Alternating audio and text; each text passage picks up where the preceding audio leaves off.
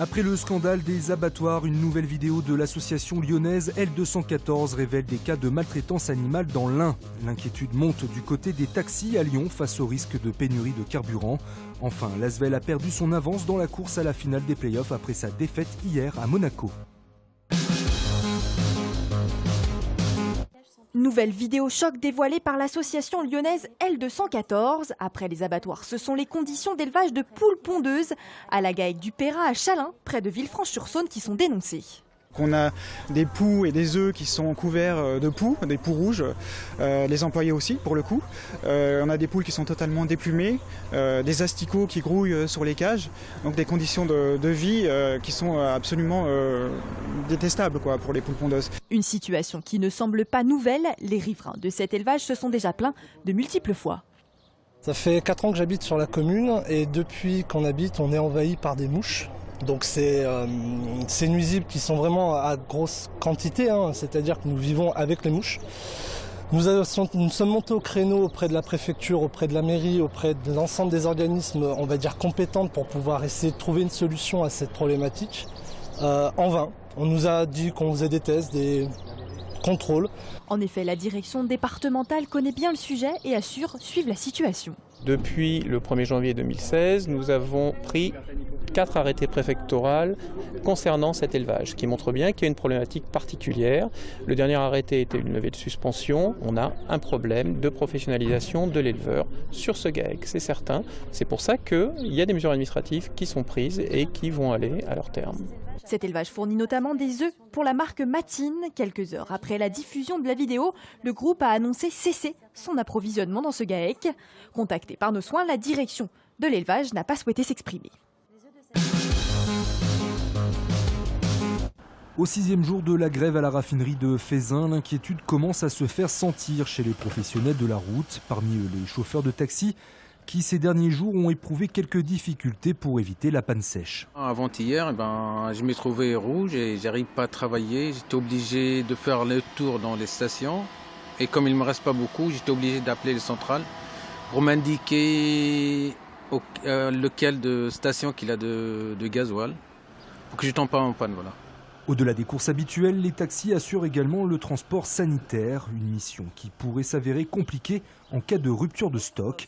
Les chauffeurs en appellent donc aux autorités. Si le mouvement devrait se poursuivre, je pense qu'au niveau préfet, il devrait faire le nécessaire justement pour que les véhicules comme nous ou ambulances puissent avoir une priorité au niveau du carburant, ce qui serait un petit peu légitime, on va dire. On a la crainte, bien sûr, si ça perdure, qu'il n'y ait plus de carburant. On a déjà écrit au préfet pour lui demander qu'on soit dans les véhicules prioritaires vu le transport des malades qu'on a à faire. Si ce n'était pas le cas, on serait obligé de faire appel aux pompiers pour faire le transport de malades. Selon la préfecture, 38 stations-service sont encore aujourd'hui en rupture de stock et 50 autres en difficulté dans le Rhône. Autre grève en cours au niveau national, celle à la SNCF. Les organisations syndicales de cheminots ont appelé à un nouveau mouvement aujourd'hui et demain. Des perturbations sont donc à prévoir sur le réseau en région Rhône-Alpes. Selon les prévisions, 2 TGV sur 3 circuleront sur l'axe sud-est.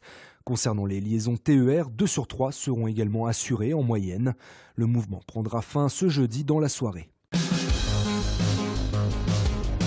Galop d'essai transformé pour la brigade équestre de la police municipale lyonnaise. Après 1 an d'expérimentation dans différents univers, notamment au parc de la Tête d'Or et sur les quais, le bilan est très positif. Tous les sens du terme, ça aide aussi bien pour le contact avec les gens, vu que c'est l'animal qui crée le contact. Et en même temps, quand il y a des jeunes ou des gens un peu difficiles et qu'on arrive avec le cheval face à eux, tout de suite, ça les fait redescendre en pression. Donc ça peut agir dans les 2 sens.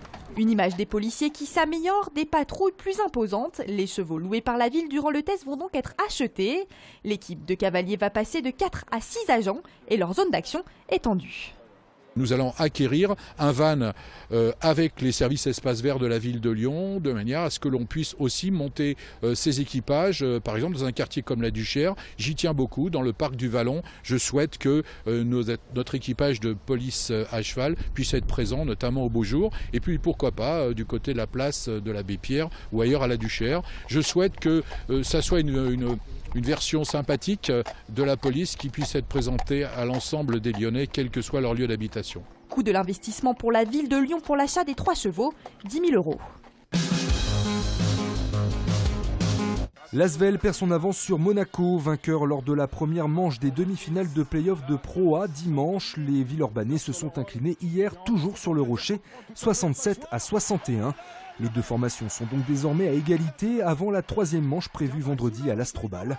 Il faudra pour la Green Team s'imposer 2 fois sur son parquet pour atteindre les 3 victoires synonymes de qualification en finale. Et en finale, l'OL féminin y est déjà. Les Lyonnais joueront en effet demain l'ultime rencontre de la Ligue des Championnes face à Wolfsburg. Un match au goût de revanche 3 ans après la finale perdue face à ces mêmes Allemandes.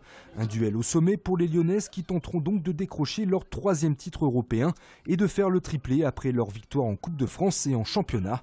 Coup d'envoi demain à 18 h.